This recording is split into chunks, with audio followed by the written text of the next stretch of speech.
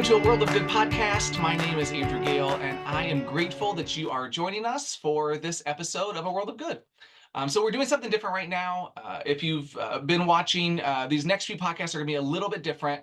I don't know whether you're watching or listening to these when they're coming out, but you may know we're in the midst of our Find Your Stride campaign. This is a great opportunity where we encourage connection and support of our global personnel, global strategy. So you can find out more about the Find Your Stride campaign at www.chogglobal.org/findyourstride, or I'll put it somewhere in the screen here that you can see and click on. Well, I don't know if you can click on it, but you can at least know how to spell it and go visit that and learn more about the campaign that's happening right now.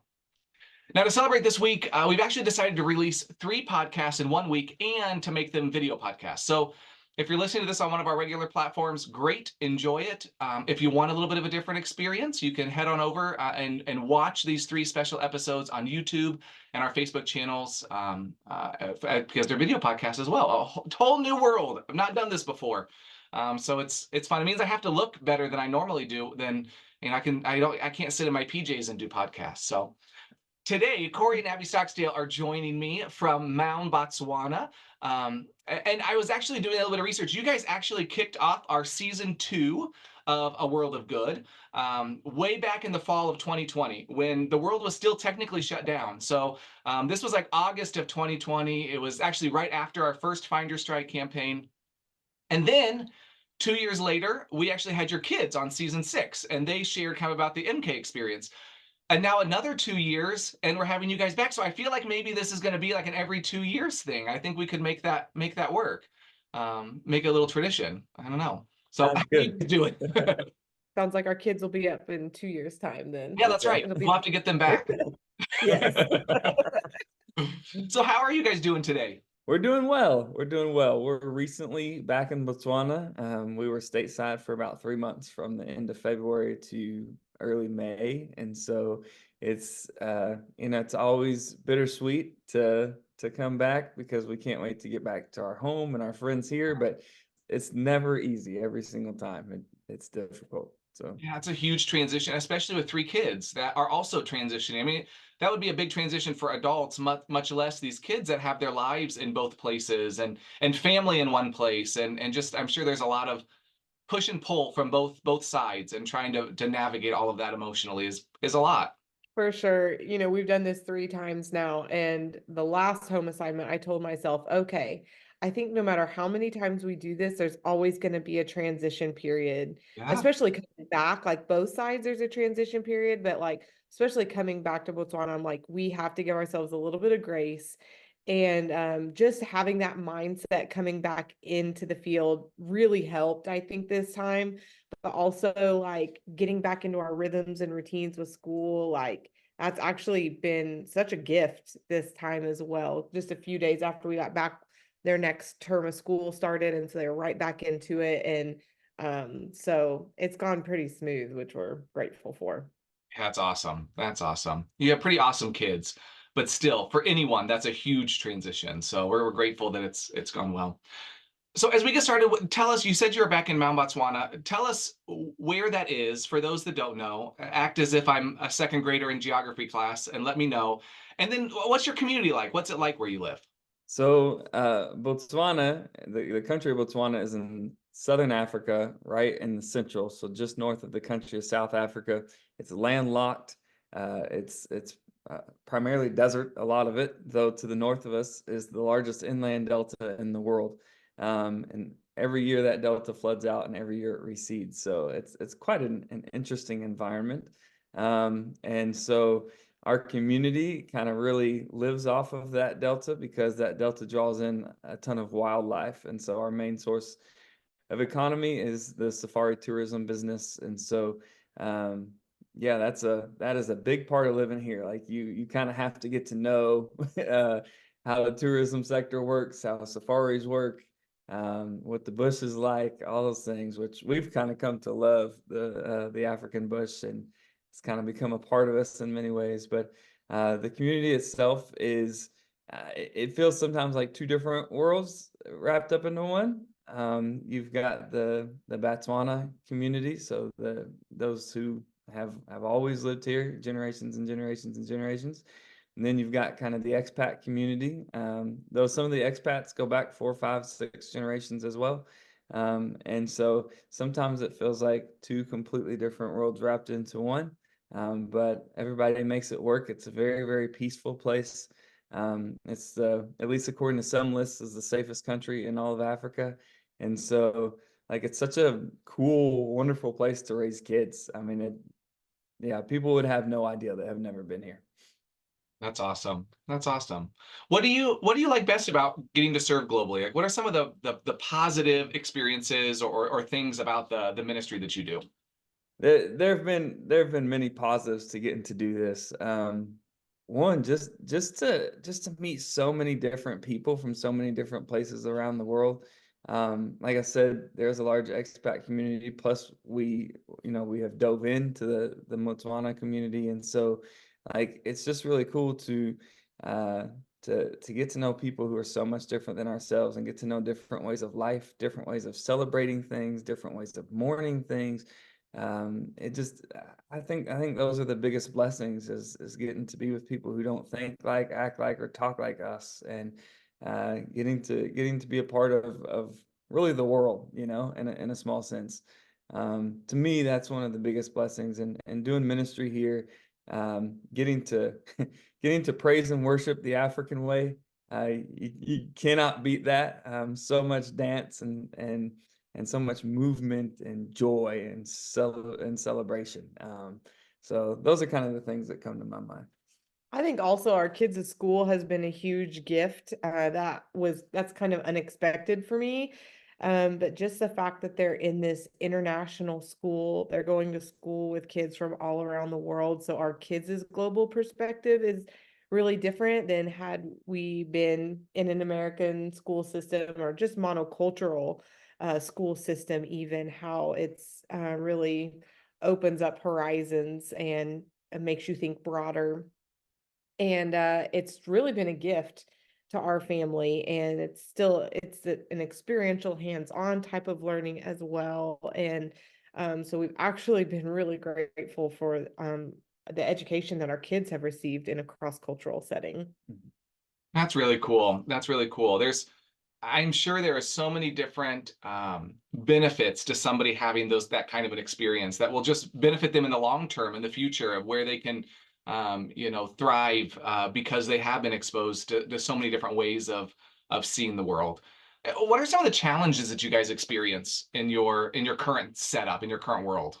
A couple challenges, I guess, that I think of. One is like you don't have the same support system when you live away from your home country. And so even when you move to, a different town than what you grew up in, you still have a support system that you can access. And so that's I think always a challenge living cross culturally, at least for our experience. And then the other thing is just whatever culture you live in, it brings challenges. And I think for ours, it's like I was just telling someone this the other day, but it's the lack of efficiency. Like efficiency doesn't matter here. I mean, it's like not even on the scale of things that matter. And so like having to adjust to that. I mean, we've been here 6 years, and like still there's sometimes where systems of things just drive you crazy, or that there's no schedule for this or that, or you show up for an event and it starts an hour late. I mean, you just have to get your mind used to those things. And but it's kind of a battle on the hard days still, so. I think we underestimate how ingrained some of those things are. Like efficiency is a great example. Like I just think we're just so surrounded by it that we don't even realize that that's just an expectation. And even after 6 years, like it's that you would still feel that tension. That just shows how deeply ingrained in our psyche, those kinds of things are. Yeah, for sure. Absolutely. Yeah, for me, it's, whenever we came onto the field, our first 2 years was supposed to be language and culture learning, but the learning never stops, which in and of itself isn't a bad thing. Like, it's always good to be learning something new, but like, you're always the learner. And so, like, you're always on the outside, like, you're never quite in, because there's always something more that you have to learn. or that you don't understand. And so sometimes that can get really difficult because you're just like, oh, like just when you think like you've got it, then there's a whole other level that you have to that you've unlocked and have to learn about. Like a video game. The next one, you've now leveled up to the next Exactly. level. All new Exactly. challenges. Yeah. Yeah, an open world video game, right? It just keeps going. Yeah, exactly. Oh man. So in your work you do, you get a unique view of God because you're experiencing, people whose faith is shaped by their culture. And so, what is one place that you've seen God show up recently? We got to be a part of a project back a few months ago. It was, just kind of a simple building project. We had a church partner with us, a church out of Kansas, and we got to build a church building in a small village about 30 minutes away. And they had a small building throughout their history, a very tiny building. I'm talking like 10 feet by 10 feet, and you got like 30 plus people in there, and so just tiny. And so we got to build this building, and it always feels good to build things, like, right, like that's why I mean people loved putting infrastructure in, from mission projects for years and years. But sometimes that's not always a good thing, and so we could have a whole conversation about that for sure. But this time in particular, though, everything went really well, and we got this building built. We were excited, they were excited, like we really see promise in that village. We have loved that village from day one. It's been one of those places that really grabbed our hearts the moment we stepped in there. And so we were excited to be a part of something, that was big. And but we went back to the States for a home assignment, and then we got word that they were going to host Easter in the village. And what that means is we have 5 churches that we work with, and so all 5 churches come together for a big Easter conference. And usually they do it here in Mound where we live, where it's a town of 85,000 people. And so for them to do it in a small village is very different. And but with that new building, they thought, oh, this would be great to celebrate what they've got there. And so they took the Easter conference out there, and it was amazing. I mean, tons of people camped. They had lots of services all weekend long. There were multiple people who came to know Christ that weekend and who were baptized the following weekend, and just so much fruit that came out of that project. And sometimes for me, even though it can be exciting, like I said, to build something, for me a lot of times it feels like it's a building, it's not people. But out of that building has already come some really cool things. And so sometimes what I may diminish in my head, God's got a hold of that, man, and he's going to do something really cool. That's cool. And what an honor for that church to get to do that. That could be really, I mean, especially in cultures where, and I know we've talked about this, but like honor shame and that kind of stuff, like that's a huge deal for that church to be able to host that as well. I feel like that could be a really, yeah, I mean, just a neat opportunity for them to serve and be hospitable. That's really, really cool. So you've been living interculturally, cross-culturally in Botswana. Um, I mean, so much of what you do is connected to the church. I'm sure you've been processing your faith in the midst of that. How has your faith grown or changed? How has your view of God grown or changed because of relationships or the ways that other people in Botswana or other people you come in contact with see God? Like, how has culture, challenged your views or shaped your views in the last 6 years? So for me, it has kind of opened up my view to God as creator. Of course, we know in Genesis, in the beginning, God created like all these things. But when you actually step out of your passport country and you start traveling around the world, you really get to see the creativity of God through all the different people he created, through the culture, like how boring would it be if we were all the same culture? We're not. And so, like, you get to see all this beauty in the people that he created.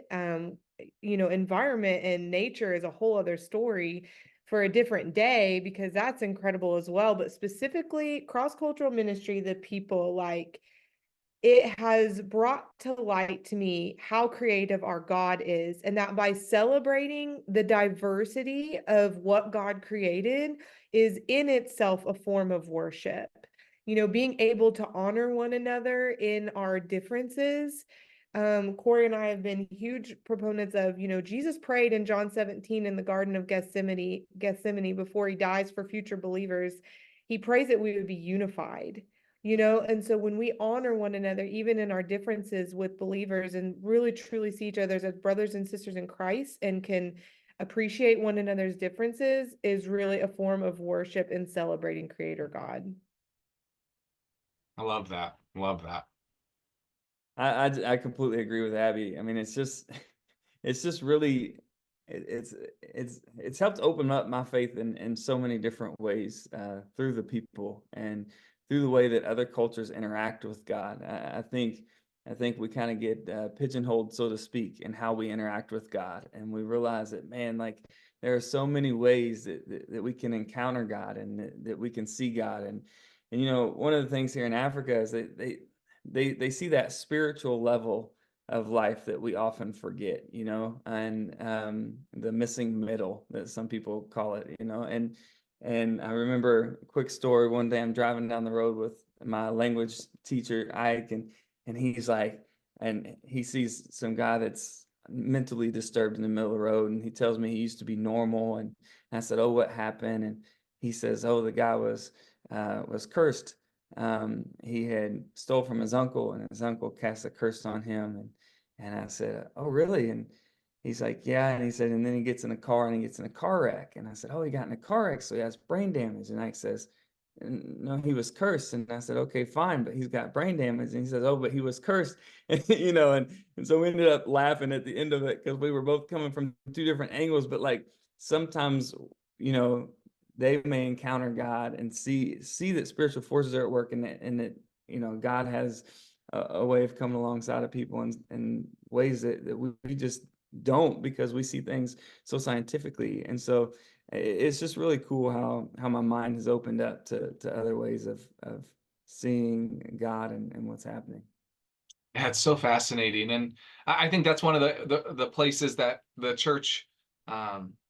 I guess I could speak really specifically about maybe um, our small group of the Church of God. We tend to miss some of the spiritualness of the world and the Holy Spirit and the power of that, because we live in such a scientific world, and not that there's anything wrong with that per se. That's a perspective, but we miss some of the other pieces that you can gain. And I love, Abby, what you were saying about unity as well. I think unity is a word we love to throw around in the church. We love to say, "Oh, we need to be unified," and diversity, unity within our diversity.